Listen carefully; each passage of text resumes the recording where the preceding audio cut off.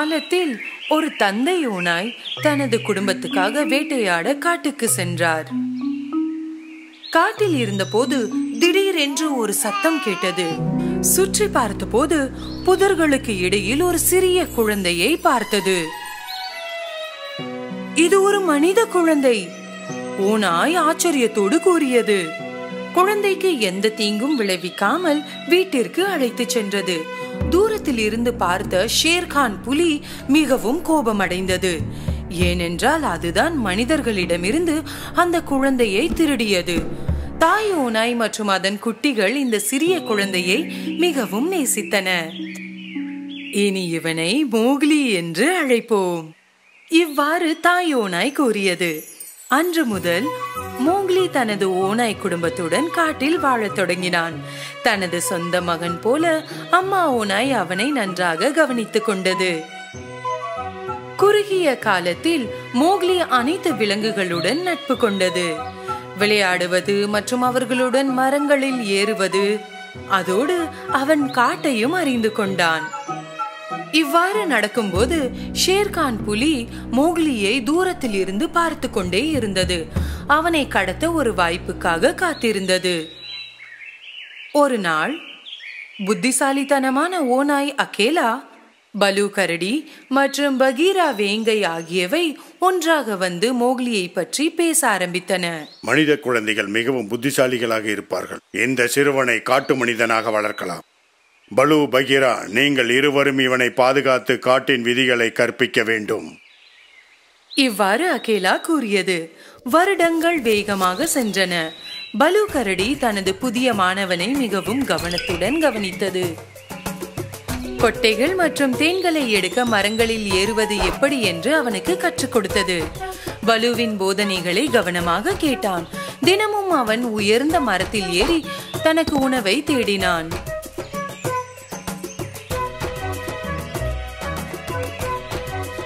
காட்டில் ஒலியை எவ்வாறு புரிந்து கொள்வது என்பதையும் பலு கற்றுக் கொடுத்தது. தன் மாணவனை பார்த்து பெருமிதம் கொண்டது பலு. மோக்லி மிக வேகமாக ஓடினான், நன்றாக நீந்தினான். மேலும் விலங்குகளுக்காக மனிதர்கள் அமைத்துள்ள பொறிகளை எவ்வாறு கண்டறிவது, அவற்றை தவிர்ப்பது எப்படி என்பதை பகீரா அவனுக்கு கற்றுக் கொடுத்தது. ஒரு நாள் ஒரு குட்டி ஓநாய் இந்த பொறிகளில் ஒன்றில் மாட்டிக்கொண்டது. ஷேர்கான் புலி இந்த குட்டி ஓநாயை வேட்டையாடி மதிய உணவாக மாற்ற விரும்பியது. ஆனால் புலிக்கு முன் செயல்பட்டு மோக்லி குட்டியை வலையில் இருந்து காப்பாற்றினான். ஷேர்கான் புலி மீண்டும் ஒரு முறை இழந்தது. காட்டில் ஆபத்து நேரிடும் போது பயன்படுத்தக்கூடிய மந்திர வார்த்தைகளையும் பலு மோக்லிக்கு கற்பித்தது. மிக குறுகிய காலத்தில் மோக்லி இந்த வார்த்தைகளை மனப்பாடமாக கற்றுக்கொண்டான். மோக்லிக்கு காட்டில் உள்ள எந்த விலங்கினாலும் பாதிப்பு ஏற்படாது. மோக்லியை தனியாக பிடிக்க முடியாது என்பதை உணர்ந்த ஷேர்கான் காட்டில் மிகவும் ஆபத்தான விலங்குகளான பந்தர்லோக்ஸை சந்திக்க சென்றது. அது மோக்லியை பற்றி அவர்களிடம் கூறியது. மோக்லி தனக்கு தெரிந்த அனைத்தையும் நமக்கு கற்பித்தால் நாமும் இந்த காட்டில் புத்திசாலித்தனமான விலங்குகளாக மாறுவோம். ஒரு நாள் புயலில் இருந்து தன்னை காப்பாற்றிக் கொள்ள மோக்லி ஒரு தங்குமிடம் அமைத்துக் கொண்டிருந்த போது அவனை மறைவான இடங்களில் இருந்து பந்தர்லோக்ஸ் பார்த்து கொண்டிருந்தன. வாய்ப்பு வந்ததும் அவனை கடத்த முடிவு செய்தனர். சூரிய அஸ்தமனமானதும் மோக்லி 2 குரங்குகளால் கடத்தப்பட்டு அடர்ந்த காடு இருந்த மலைகளுக்கு கொண்டு வரப்பட்டான். அந்த சிறுவன் பந்தர்லோக்ஸின் நடுவில் தன்னை கண்டான். தான் குரங்குகளால் கடத்தப்பட்டதை அறிந்த மோக்லி யோசிக்க ஆரம்பித்தான். அவன் பலு மற்றும் பகீராவை தொடர்பு செய்து அவர்களுக்கு தெரியப்படுத்த வேண்டியிருந்தது. திடீரென்று சில் என்ற ராஜாளி கழுகு வானத்தில் பறப்பதை அவன் கவனித்தான். பலு அவனுக்கு கற்றுக் கொடுத்த மந்திர வார்த்தைகளை அவன் நினைவு கூர்ந்தான். நாம் ஒரே ரத்தம், நீயும் நானும். இந்த வார்த்தைகளை கேட்ட சீல் ராஜாளி கழுகு மோக்லி ஒரு அந்நியன் இல்லை என்றும் அவன் சிக்கலில் இருப்பதையும் உடனடியாக உணர்ந்தது. நான் தான் லிட்டில் மோக்லி. நான் கடத்தப்பட்டதை பாலுவிற்கும் பகீராவுக்கும் தெரிவிக்க முடியுமா? தெரியப்படுத்துகிறேன் மோக்லி. சில் ராஜாளி கழுகு இவ்வாறு பதிலளித்தது. பிறகு மோக்லியின் நண்பர்களுக்கு செய்தியை வழங்க பறந்து சென்றது. பந்தர் லோக்ஸ் மோக்லியை தங்கள் குளிர்ந்த குகையான குரங்கு நகரத்திற்கு அழைத்து வந்தார்கள். பல ஆண்டுகளுக்கு முன்பு மனிதர்களால் கைவிடப்பட்ட இந்த இடம் ஆழமான காட்டில் இருந்தது. மோக்லி ஓட முயன்றாலும் பந்தர் லோக்ஸ் எண்ணிக்கை அதிகமாக இருந்ததால் அவனை பிடித்து கொண்டன. மோக்லியின் கடத்தல் பற்றி அறிந்த பலுவும் பகீராவும் மோக்லியை காப்பாற்றுவதற்காக கா என்ற மாபெரும் பாம்பிடம் உதவி கேட்டார்கள். அவர்கள் அனைவரும் குரங்கு நகரத்திற்கு வந்து ஒரு பெரிய சிலைக்கு பின்னால் ஒளிந்து கொண்டார்கள்.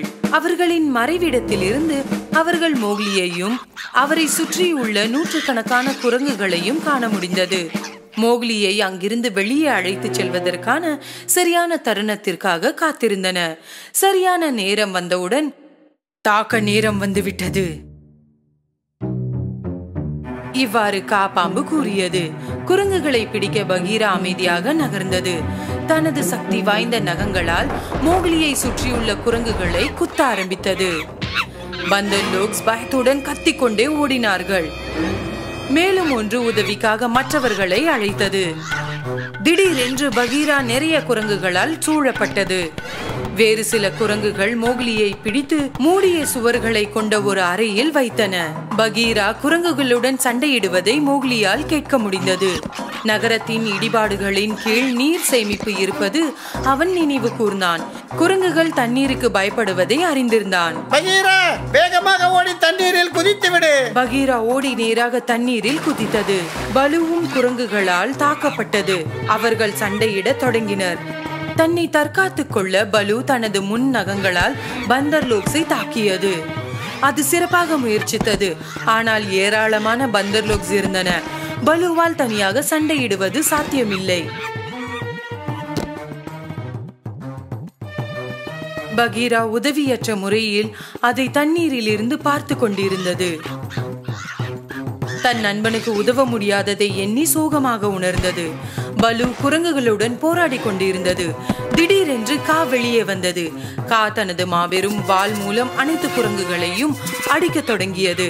குரங்குகள் பயத்துடன் ஓடின. குரங்குகள் எப்போதும் காவை கண்டு பயந்தன. அவர்களில் யாராலும் காவை சண்டையில் எதிர்கொள்ள முடியாது. எனவே அவர்கள் காட்டின் உள்ளே ஓடத் தொடங்கின. பலு இறுதியாக விடுபட்டது.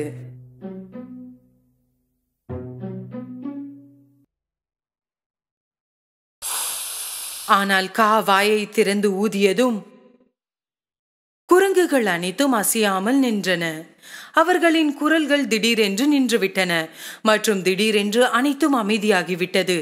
இந்த வாய்ப்பை பயன்படுத்தி பகீரா தண்ணீரில் இருந்து வெளியே வந்தது. சிக்கிய கோபுரத்தில் இருந்து மோக்லி கத்தினான். நான் இங்கே இருக்கிறேன், கோபுரத்தில் சிக்கிக் கொண்டேன். கா தனது வலிமையான வாளை ஆட்டி கோபுரத்தின் சுவர்களை உடைக்க முயன்றது. சுவர்களில் இருந்து விடுபட்டு மோக்லி வெளியே வந்தான். பலு அவனை அன்போடு அணைத்துக் கொண்டது. உனக்கு ஒன்றுமில்லையே மோக்லி? இல்லை, ஒன்றுமில்லை. ஆனால் எனக்கு பசியாகவும் சோர்வாகவும் இருக்கிறது. உங்கள் உயிரை பணயம் வைத்து என்னை காப்பாற்றினீர்கள், மிகவும் நன்றி. கா தனது பக்கத்தில் இருப்பதை கண்டு மோக்லியும் மகிழ்ச்சி அடைந்தான். வாழ்நாள் முழுவதும் நான் உங்களுக்கு கடமைப்பட்டுள்ளேன். மோக்லி, பலு மற்றும் பகீரா காவுடன் விடைபெற்று தங்கள் வீடுகளுக்கு சென்றன. இத்தகைய சக்தி வாய்ந்த நட்பை கொண்ட ஒருவருக்கு ஒருபோதும் தீங்கு செய்ய முடியாது என்பதை ஷேர்கான் புலி உணர்ந்தது. ஒருபோதும் திரும்பி வரக்கூடாது என்று காட்டின் ஆழமான பகுதிக்கு சென்றது. நீண்ட காலம் கடந்து மோக்லி ஒரு இளைஞனாக வளர்ந்தான்.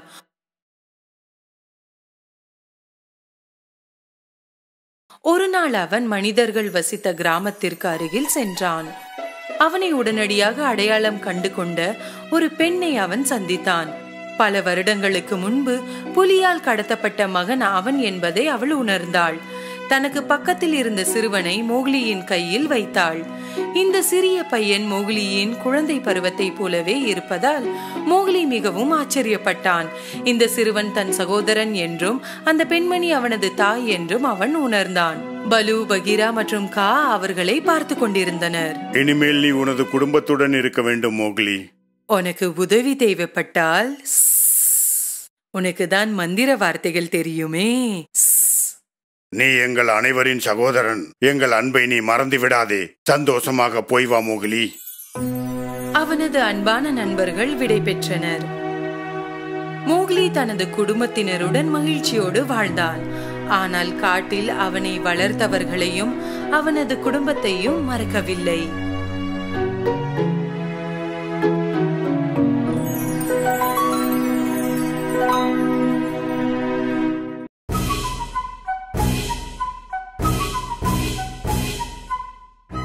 ஒரு காலத்தில் ஹைடி என்ற சிறிய பெண் இருந்தாள்.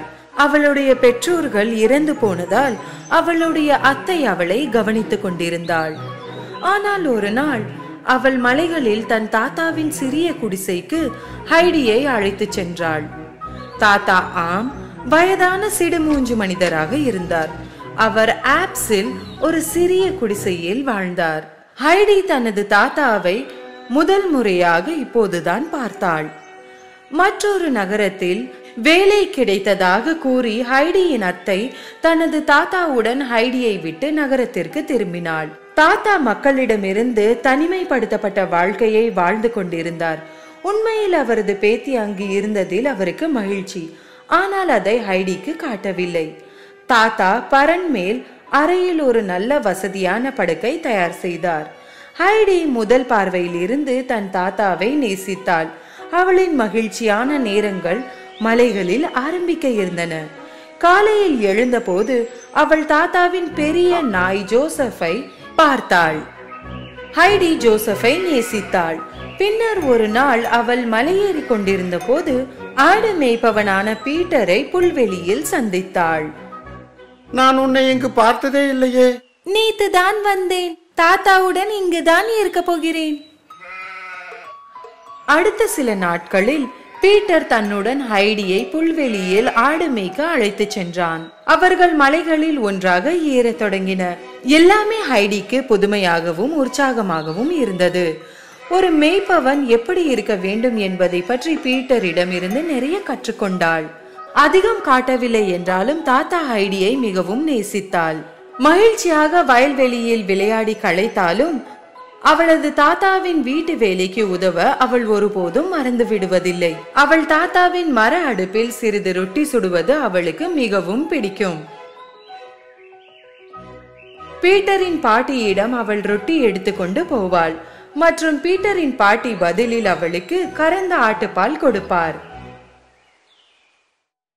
ஒரு நாள் கோடை முடிந்து மற்றும் அது குளிர்கால நேரமாக இருந்தது. பீட்டர் பள்ளிக்கு செல்ல தொடங்கிய போது ஹைடி தனியாக பொழுதை போக்க எதுவும் இல்லாமல் இருந்தாள். ஒரு நாள் ஹைடியின் அத்தை நகரத்திற்கு மீண்டும் ஹைடியை கூட்டிச் செல்ல வந்தாள். அவள் வேலைக்கு சென்று இவளுக்கு வீட்டில் கல்வி கற்றுக் கொடுக்க நினைத்தாள். தாத்தா முதலில் கோபமடைந்து அதை ஏற்கவில்லை. ஆனால் அதை பற்றி அவர் நினைத்த போது ஹைடி நகரத்தில் தங்கி படிக்கவும் எழுதவும் கற்றுக்கொள்வாள் என்று அவர் உணர்ந்தார். ஆனால் எனக்கு போக வேண்டாம். தாத்தாவை நான் நேசிக்கிறேன். ஹைடி கோபமடைந்தாள். ஆனால் மீண்டும் மலைகளில் திரும்பி வருவாள் என்று அத்தை உறுதி அளித்த பின் ஒப்புக்கொண்டாள். அவரது அத்தை மற்றும் ஹைடி நீண்ட ரயில் சவாரிக்கு பிறகு ஒரு பெரிய மாளிகையில் வந்தனர். வாவ், பெரிய வீடு. இங்கே இருப்போமா? ஹைடி அந்த வீட்டில் இருந்த கிளாரா என்ற ஒரு சிறிய பெண்ணை சந்திக்கிறாள். அவள் குழந்தையாக இருந்தபோது நடந்த விபத்தினால் அவளால் நடக்க முடியாது. கிளாராவுடன் இருப்பதற்காக ஹைடியின் அத்தை ஹைடியை இங்கே அழைத்து வந்தாள். கிளாரா மற்றும் ஹைடி மிகவும் நன்றாக ஒன்றாகி சிறந்த நண்பர்கள் ஆனார்கள். நகர்ப்புற வாழ்க்கையை பற்றி அதிகம் தெரியாமல் அவளது முட்டாள்தனமான தவறுகளால் கிளாரா சிரிப்பாள். கிளாராவின் பாட்டி மிகவும் கடுமையான மற்றும் கண்டிப்பான பெண். எழுந்திரு சோம்பேறி பெண்ணே, படிக்கும் நேரம், நிறைய கற்றுக்கொள்ள வேண்டும். கிளாராவின் பாட்டி ஹைடிக்கு எப்படி இருக்க வேண்டும் மற்றும் இரவு உணவு மேஜையில் கத்தி மற்றும் முற்கரண்டியை எவ்வாறு பயன்படுத்துவது என்பதை கற்றுக் கொடுத்தார். ஹைடி நகரத்தில் வசிக்கும் மக்களைப் போலவே ஆடை அணிந்தாள். ஆனால் அந்த ஆடைகள் அவளுக்கு சௌகரியமாக இல்லை. கிளாரா ஹைடிக்கு வாசிக்கவும் படிக்கவும் கற்றுக்கொள்ள உதவி செய்தாள். ஹைடி கிளாராவுடனும் எல்லோருடனும் இங்கே இருப்பதை விரும்பினாள். ஆனால் அவள் மலைகள் மற்றும் அவளது தாத்தாவை அதிகமாக நினைத்தாள். ஹைடியால் சோகத்தினால் சாப்பிடக்கூட முடியவில்லை. அவள் மிகவும் ஏக்கத்தில் இருந்தாள். கிளாராவின் தந்தை மற்றும் பாட்டி ஹைடியின் சோகத்தை உணர்ந்தார்கள். சிறிது நேரம் கழித்து அவளுடைய தாத்தாவிடம் அவளை அனுப்ப முடிவு செய்தார்கள். ஆனால் ஹைடி போவதால் கிளாரா மிகவும் வருத்தமாக இருந்தாள். நாம் நேசிப்பவரின் மகிழ்ச்சியில் தான் நம் மகிழ்ச்சி இருக்க வேண்டும் என்று பாட்டி கூறினார். இறுதியாக விடைபெறும் நேரம் வந்தது. ஹைடி கிளம்பிய போது கிளாரா அடுத்த வருடம் மலைகளில் அவளை பார்க்க வருவாள் என்று ஹைடியின் அத்தை சொன்னாள். திரும்பி மலை பிரதேசத்திற்கு வந்ததில் ஹைடி மிகவும் மகிழ்ச்சி அடைந்தாள். அவள் வீட்டிற்கு செல்வதற்கு முன் பீட்டரின் வீட்டிற்கு சென்றாள். பீட்டரின் பாட்டிக்கு கிளாரா கொடுத்த ரொட்டியை ஹைடி கொடுத்தாள். அவள் வீட்டிற்கு ஓடி சென்று அவள் தாத்தாவை இறுக்கமாக கட்டி அணைத்து கொண்டாள். அவர்கள் மீண்டும் சந்தோஷமாக இருந்தார்கள். சில நாள் கழித்து ஹைடி பெரும் மகிழ்ச்சி அடைந்தாள். ஏனென்றால் கிளாரா வருவதாக இருந்தது. மலை பிரதேசத்திற்கு வந்த பிறகு கிளாரா பீட்டரை நிறைய நேசித்தாள். ஆனால் பீட்டர் தயக்கமாக இருந்தான். ஏனென்றால் ஹைடி கிளாராவின் நகரத்திற்கு திரும்பி செல்ல போவதாக பயந்தான். கிளாரா, ஹைடி மற்றும் பீட்டர் மலை பிரதேசத்தில் மகிழ்ச்சியாக வாழ்ந்தனர். மலை பிரதேசத்தின் தூய்மையான காற்று மற்றும் இயற்கையான உணவு கிளாராவிற்கு நன்மையை அளித்தது. ஆனால் கிளாராவுடன் ஹைடியின் நெருங்கிய நட்பின் காரணமாக பீட்டர் பொறாமைப்பட ஆரம்பித்தான். பீட்டருக்கு கிளாராவின் சக்கர வண்டியை தள்ளுவதும் பிடிக்காது. ஒரு நாள் பீட்டர் கிளாராவின் சக்கர வண்டியை குன்றில் தள்ளிவிட்டான். இது எல்லாவற்றையும் தீர்க்கும் என்று அவன் நினைத்தான். சக்கர வண்டி இல்லாமல் தூய மலை காற்றினால் கிளாரா மிகவும் வலுவானாள். மேலும் ஹைடியின் உதவியுடன் மெதுவாக நடக்க தொடங்கினாள். சிறிது நேரத்திற்கு பின் அவள் உதவி இல்லாமல் நடக்க தொடங்கினாள். என்னால் நடக்க முடிகிறது ஹைடி, இது உன்னால் தான் நடந்தது. ஒரு நாள் கிளாராவின் தந்தையும் பாட்டியும் வருகை தந்தார்கள். கிளாரா நடப்பதை பார்த்தபோது அவர்கள் கண்களை அவர்களால் நம்பவே முடியவில்லை. அவர்கள் தாத்தா மற்றும் ஹைடிக்கு நன்றி சொன்னார்கள். அந்த நேரத்தில் பீட்டர் செய்ததை நினைத்து வருந்தினான். கிளாராவின் சக்கர வண்டியை குன்றில் தூக்கி போட்டதை ஒப்புக்கொண்டான். உங்கள் எல்லோரிடமும் நான் மன்னிப்பு கேட்கிறேன். நான் செய்தது தவறு. நாங்கள் உன்னை மன்னிக்கிறோம். நீ செய்தது தப்பு. ஆனால் இப்போது கிளாரா நடக்கிறாள்.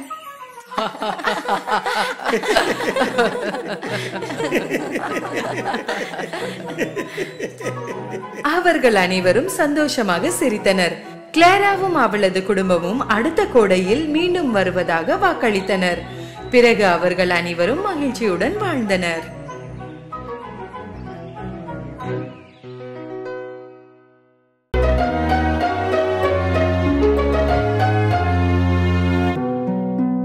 நீண்ட காலத்திற்கு முன்பு ஒரு சிறிய நகரத்தில் ஜெபெட்டோ என்ற ஒரு வயதான பொம்மை செய்பவர் வாழ்ந்தார். அவர் மரபொம்மைகளை விற்று சம்பாதித்தார். அந்த முதியவர் தனது வாழ்க்கையில் வருத்தப்பட்ட ஒரே விஷயம் என்னவென்றால் அவருக்கு குழந்தை இல்லை என்பது.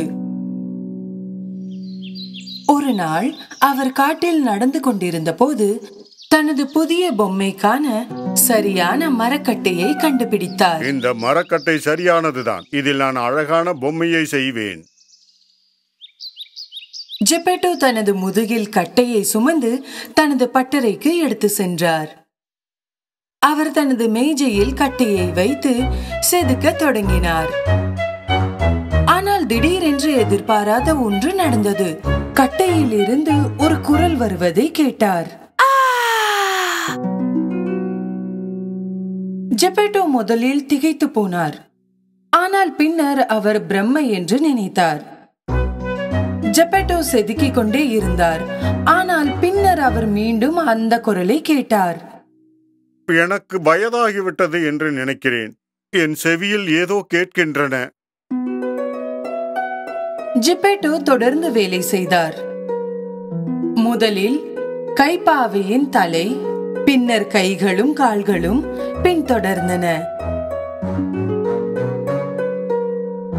ஜெப்பேட்டோ இறுதியாக கைப்பாவையை செய்வதை முடித்தார்.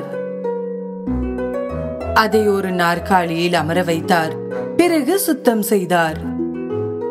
அப்போது அவர் மற்றொரு குரலை கேட்டார். வணக்கம். ஜெப்பேட்டோ திகைத்து போனார். ஆனால் மரபொம்மையை தவிர வேற யாரையும் அவரால் பார்க்க முடியவில்லை. எனவே அவர் தனது வேலையை தொடர்ந்தார். சிறிது நேரம் கழித்து கைப்பாவை நாற்காலியில் இருந்து கீழே குதித்து அறையில் நடனமாடத் தொடங்கியது. இதை பார்த்த ஜெப்பேட்டோவுக்கு தலை சுற்றியது. அட கடவுளே, இந்த பொம்மைக்கு உயிர் இருக்கிறது. நிச்சயமாக இது ஒரு உண்மையான குழந்தை இல்லை. ஆனால் அது சிரித்தது, பேசியது மற்றும் குழந்தையை போலவே விளையாடியது. ஜெப்பேட்டோ கைப்பாவையை தனது கைகளில் பிடித்தார். குழந்தையே, இனிமேல் உனது பெயர் என்ன தெரியுமா? பினோக்கியோ. ஜெப்பேட்டோவும் பினோக்கியோவும் ஒன்றாக மகிழ்ச்சியாக வாழத் தொடங்கினர். பினோக்கியோ பள்ளிக்கு செல்ல வேண்டிய நேரம் வந்தது. ஆனால் ஜெப்பேட்டோவிடம் பினோக்கியோவை பள்ளிக்கு அனுப்ப பணம் இல்லை. எனவே அவர் தனது கோட்டை விற்று பணத்தை பினோக்கியோவிடம் கொடுத்தார். பினோக்கியோ பணத்தை எடுத்துக்கொண்டு மகிழ்ச்சியுடன் பள்ளிக்கு சென்றது. அப்போது வழியில் அனைத்து கடைகளையும் மக்களையும் சந்தைகளையும் பார்த்து கொண்டு சென்றது. திடீரென்று முன்னால் ஒரு கூச்சலை கண்டது. என்ன நடக்கிறது என்பதை கண்டுபிடிக்க கூட்டத்தின் மத்தியில் சென்றது. மிகவும் சின்னதாக இருந்ததால் அனைவரையும் தாண்டி முன்னால் உடனே சென்றது. அங்கே ஒரு பெரிய வண்ணமயமான கூடாரத்தை பார்த்தது. அது ஒரு சர்க்கஸ் கூடாரம். கூடாரத்தின் முன்னால் இருந்த கோமாளி வாடிக்கையாளர்களை அழைத்து கொண்டிருந்தார். பினோக்கியோ உள்ளே இருப்பதை காண ஆர்வமாக இருந்தது. ஆனால் கோமாளி அதை உள்ளே நுழைவதை தடுத்தது. உள்ளே போவதற்கு பணம் கொடுக்க வேண்டும். பினோக்கியோ சிறிது நேரம் யோசித்து பள்ளிக்கு ஜெப்பேட்டோ அதற்கு கொடுத்த பணத்தை நினைவு கூர்ந்தது. என்னிடம் பணம் இருக்கிறது. அது தனது சட்டை பையில் இருந்து பணத்தை எடுத்து கோமாளிக்கு கொடுத்தது. கூடாரத்தின் உள்ளே மிகவும் வேடிக்கையாக இருந்தது. கூடாரத்தின் நடுவில் மேடையில் பொம்மைகள் ஆடுவதை கண்டது. வாவ், அவைகளும் மரத்தாலானது. மேடையில் குதித்து பினோக்கியோ கைப்பாவைகளிடையே நடனமாட தொடங்கியது. ஆனால் நிகழ்ச்சியின் பார்வையாளர்களுக்கு இது பிடிக்கவில்லை. மேடைக்கு மேலே சர்க்கஸின் உரிமையாளர் கைப்பாவைகளின் சரங்களை பிடித்துக் கொண்டு ஒரு உண்மையான கைப்பாவையை பார்த்து மிகவும் மகிழ்ச்சி அடைந்தார். அருமை! சரங்கள் இல்லாத இந்த கைப்பாவை எனக்கு நிறைய பணங்கள் சம்பாதித்துக் கொடுக்கும். இவ்வாறு நினைத்தார். நிகழ்ச்சி முடிந்தவுடன் அவர் பினோக்கியோவை பிடித்து ஒரு கூண்டில் அடைத்தார். ஜெப்பேட்டோ பேச்சை கேட்டு நேரடியாக பள்ளிக்கு சென்றிருக்க வேண்டும் என்று பினோக்கியோ வருத்தப்பட்டது. அதனால் அது அழ ஆரம்பித்தது.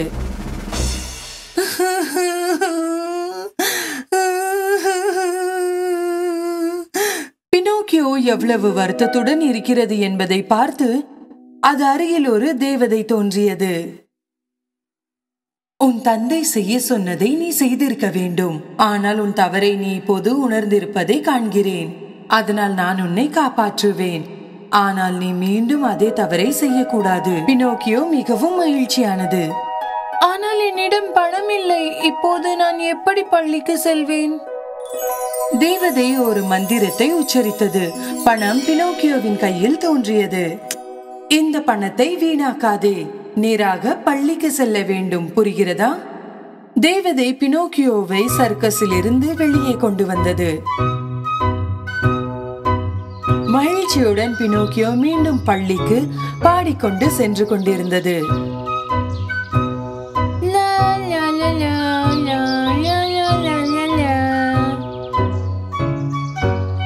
பினோக்கியோ மகிழ்ச்சியுடன் பாடுவதை பார்த்து தந்திரசாலி நரி மற்றும் அதன் நண்பன் பூனை பினோக்கியோவின் வழியில் வந்தனர். பினோக்கியோவின் பணத்தை எடுத்து செல்ல அவர்கள் ஒரு திட்டத்தை உருவாக்கினர்.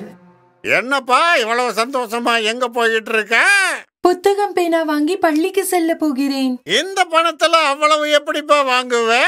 நான் சொல்றது மாதிரி செஞ்சா இன்னும் நிறைய பணம் கிடைக்கும். நான் என்ன செய்ய வேண்டும்? இந்த பணத்தை என்கிட்ட கொடு, நாம சேர்ந்து மாய வயல்ல நடுவோம். அங்க உனக்கும் ஒரு பணம் காய்க்கும் மரம் இருக்கும். உனக்கு எப்ப பணம் வேணுமோ அப்ப நீ பறிச்சுக்கலாம். நரி சொன்ன அனைத்தையும் அப்பாவியாக இருந்த பினோக்கியோ நம்பி அதன் பணத்தை கொடுத்தது. பணத்தை எடுத்துக்கொண்டு நரியும் பூனையும் விரைவாக ஓடிவிட்டன. தனியாக நின்றது. அப்போது தேவதை மீண்டும் பினோக்கியோவுக்கு அருகில் தோன்றியது. நீ ஏன் இன்னும் பள்ளிக்கு செல்லவில்லை? நான் உனக்கு கொடுத்த பணத்தால் நீ புத்தகம் பேனா வாங்கினாயா? உண்மையில் பினோக்கியோ தனது பணத்தை நரிக்கு கொடுத்தது என்பது தேவதைக்கு தெரியும். அவள் பினோக்கியோவை எச்சரித்தாள். நீ என்னிடம் பொய் சொல்லாதே, இல்லையேல் நான் உன்னை தண்டிப்பேன். பினோக்கியோ தேவதை சொல்வதை கேட்காமல் பொய் சொன்னது. நான் எல்லாம் வாங்கினேன், அவற்றை பள்ளியில் விட்டுவிட்டேன். பினோக்கியோ சொன்னவுடன் அதன் மூக்கு வளர ஆரம்பித்தது. நீ உண்மையை சொல்கிறாயா? அது மேலும் பொய்களை சொன்னதால் பினோக்கியோவின் மூக்கு வளர்ந்து கொண்டே இருந்தது. இறுதியில் அதால் அதன் தலையை கூட ஆட்ட முடியவில்லை. என்ன இது? என்ன நடக்கிறது? இறுதியாக அது தனது தவறை உணர்ந்து நடந்ததை தேவதையிடம் கூறியது. பினோக்கியோ சரியான பாதையில் சென்றதை கண்ட தேவதை அதன் மூக்கை சரி செய்தது. நீ உண்மையை சொன்னதால் நான் உன்னை மன்னிக்கிறேன். மற்றொரு மந்திர சொல் மூலம் நரி எடுத்த பணத்தை தேவதை திருப்பிக் கொடுத்தது. மேலும் தனது பணத்தை வீணாக்க வேண்டாம் என்று மீண்டும் ஒரு முறை எச்சரித்தது. பணத்தை கையில் பிடித்துக்கொண்டு பினோக்கியோ பாடிக்கொண்டு மீண்டும் நடக்க ஆரம்பித்தது. ஆனால் இந்த முறை மற்றொரு வகை ஆபத்து முன்னால் இருந்தது. பினோக்கியோவை கைப்பற்றிய சர்க்கஸ் உரிமையாளர் அங்கேயே நின்று கொண்டிருந்தார். தப்பித்து ஓடியதால் சர்க்கஸ் உரிமையாளர் பினோக்கியோ மேல் மிகவும் கோபமாக இருந்தார். அதை தண்டிக்க விரும்பினார். அவர் பினோக்கியோவை பிடித்து கடலில் வீசிவிட்டார். பினோக்கியோ கடலில் விழுந்தவுடன் மூழ்கவில்லை. அது மரத்தினால் ஆனதால் தண்ணீரில் மிதந்தது. பினோக்கியோ இந்த உணர்வை மிகவும் விரும்பி அதன் கைகளையும் கால்களையும் நகர்த்தி நீந்த ஆரம்பித்தது. அது கரைக்கு நீந்தி கொண்டிருந்த போது ஒன்று நடந்தது. அட, என்ன நடக்கிறது? நான் எங்கே இருக்கிறேன்? பினோக்கியோ திடீரென்று ஒரு இருண்ட இடத்தில் தன்னை கண்டது. அது சுற்றி பார்த்தது. ஆனால் எதையும் காண முடியவில்லை. உண்மையில் பினோக்கியோ ஒரு மாபெரும் மீனால் விழுங்கப்பட்டது. இப்போது மீனின் வயிற்றுக்கு நடுவே இருந்தது. இதற்கிடையில் ஜெப்பேட்டோ பினோக்கியோவை பற்றி கவலைப்பட்டார். அவர் அதை தேட வெளியே சென்றார். Pinocchio, Pinocchio! இறுதியாக அவர் பினோக்கியோ கடலில் வீசப்பட்ட கரையை அடைந்தார். அவர் தனது மகனை பார்த்தாரா இல்லையா என்று மீனவர்களிடம் கேட்டார். மீனவர்களில் ஒருவர் ஜெப்பேட்டோ கேட்டுக்கொண்டிருந்த சிறுவனை நினைவு கூர்ந்தார். மேலும் அவன் கடலில் விழுந்ததாக அவரிடம் சொன்னார். ஜெப்பேட்டோ மீனவரிடம் உதவி கேட்டார். ஜெப்பேட்டோ எவ்வளவு நல்ல மனிதர் என்பதை அறிந்த மீனவர் உதவ மறுக்க முடியவில்லை. அதனால் அவர் பினோக்கியோவை காப்பாற்ற ஒரு சிறிய படகை கொடுத்தார். ஜெப்பேட்டோ படகில் குதித்து கடலுக்கு சென்றார். சிறிது நேரத்திற்கு பிறகு திடீரென்று ஒரு பெரிய புயல் தொடங்கியது. சிறிய படகு இனி பெரிய அலைகளை கையாள முடியாமல் உடைந்தது. அப்போது ஜெப்பேட்டோ கடலின் நடுவே இருந்தார். ஜெப்பேட்டோவுக்கு வயதாகிவிட்டதால் நீந்த தெரியாமல் தண்ணீரில் ஆழமாக மூழ்க தொடங்கினார். அந்த நேரத்தில் பினோக்கியோவை விழுங்கிய மாபெரும் மீன் ஜெப்பேட்டோவையும் விழுங்கியது.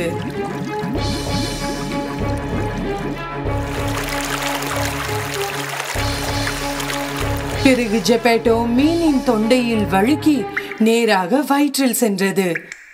அங்கே ஒரு குழந்தையின் அழுகை குரலை கேட்டார். இந்த குரலை அவர் உடனே தெரிந்து கொண்டார். பினோக்கியோ, என் செல்லமே, நீ கிடைத்து விட்டாய். நான் எவ்வளவு கவலைப்பட்டேன் தெரியுமா? தந்தையின் குரலை கேட்ட பினோக்கியோ ஜெபெட்டோவை கண்ணீருடன் அணைத்துக் கொண்டது. நான் மிகவும் வருந்துகிறேன். நான் உங்கள் பேச்சை கேட்கவில்லை. என்னை மன்னியுங்கள். நீங்கள் சொல்வதை நான் எப்போதும் செய்வேன். இந்த முறை பினோக்கியோ உண்மையிலேயே வருந்துவதை பார்த்து தேவதை அவர்களை மீட்க முடிவு செய்தது. ஜெபெட்டோவையும் பினோக்கியோவையும் மீனின் வயிற்றில் இருந்து கரைக்கு கொண்டு வந்தாள். அந்த நாளுக்கு பிறகு பினோக்கியோ மிகவும் புத்திசாலி பையனாக மாறியது. எப்போதும் தந்தையின் பேச்சை கேட்டு தினமும் பள்ளிக்கு சென்றது. பள்ளி முடிந்ததும் வீட்டிற்கு வந்து தந்தை பட்டறையில் உதவியது. ஒரு நல்ல பையனாக பினோக்கியோ ஆனதை பார்த்த தேவதை அதற்கு ஒரு பரிசு கொடுக்க முடிவு செய்தாள். ஒரு இரவு பினோக்கியோ தூங்கிக் கொண்டிருந்த போது அவள் அதன் படுக்கைக்கு அருகில் வந்து மந்திர சொற்களை சொன்னாள். மறுநாள் காலையில் பினோக்கியோ எழுந்தான். பள்ளிக்கு எப்போதும் போல் செல்ல அவன் படுக்கையில் இருந்து எழுந்தவுடன் ஏதோ வித்தியாசமாக இருப்பதை உணர்ந்தான். முதலில் அவன் தனது கைகளையும் பின்னர் அவனது உடலையும் பார்த்தான். அதிர்ச்சி அடைந்தான். அவன் இப்போது மரத்தால் ஆனவன் அல்ல. அவன் மனிதர்களைப் போல் ஒரு சாதாரண பையன். படுக்கையில் இருந்து மகிழ்ச்சியுடன் எழுந்து தந்தையிடம் ஓடினான். அப்பா, அப்பா, பாருங்கள். பினோக்கியோவை ஒரு உண்மையான பையனாக பார்த்தது ஜெபெட்டோவை மிகவும் மகிழ்ச்சி அடைய செய்தது. பினோக்கியோ, நீ எனது உண்மையான மகள். தந்தையும் மகனும் அவர்கள் ஒருவருக்கொருவர் ஆனந்த கண்ணீருடன் கட்டிப்பிடித்தார்கள். பினோக்கியோ மீண்டும் ஒருபோதும் பொய் சொல்லவில்லை. அவனது மூக்கு எப்போதும் இருந்த இடத்திலேயே இருந்தது.